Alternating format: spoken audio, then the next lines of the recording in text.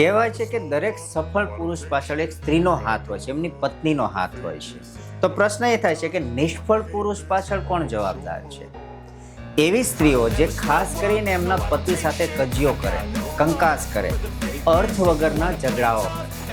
આવી સ્ત્રીઓ એ પતિનું માનસિક સંતુલન બગાડી નાખે છે. એમને શાંતિથી ટકે આરામથી ને ખાવા પણ નથી દેતા. જેવું અહીંયા ભાણું પડે ટક ટક ચાલુ, મેણા મારવાનું ચાલુ થઈ જાય. આને આમ કીધું, આને આમ કીધું, તમે આવા ને તમે તેવા, ત્યાંથી વાતો કરે. આનાથી શું થાય છે? પુરુષની માનસિક શાંતિ જે છે ભાંગી જાય છે. પુરુષ એકાગ્ર થઈ શકતો નથી, ફોકસ નથી કરી શકતો. અને ધંધામાં કે બિઝનેસમાં કોઈ પણ જગ્યાએ પુરુષને પ્રગતિ કરવા માટે એને મનની શાંતિ જોઈએ છે. એ ખુશ હોવો જોઈએ તો અને તો જ પ્રગતિ કરી શકે છે.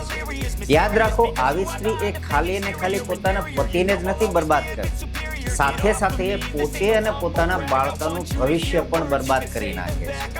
એટલે જ કહું છું કે જ્યારે પણ એક પતિ થાકી હારી કામથી ત્રાસીને ઘરે આવે તો એને શાંતિનું વાતાવરણ આપો, એને સપોર્ટ આપો. એને કોઈ સમસ્યા હોય તો ખાલી સાંભળો, તમારે બીજું કાંઈ કરવાનું નથી. એને આરામથી રહેવા દો, તો અને તો જ તમારી અને તમારા ઘરની પ્રગતિ થશે.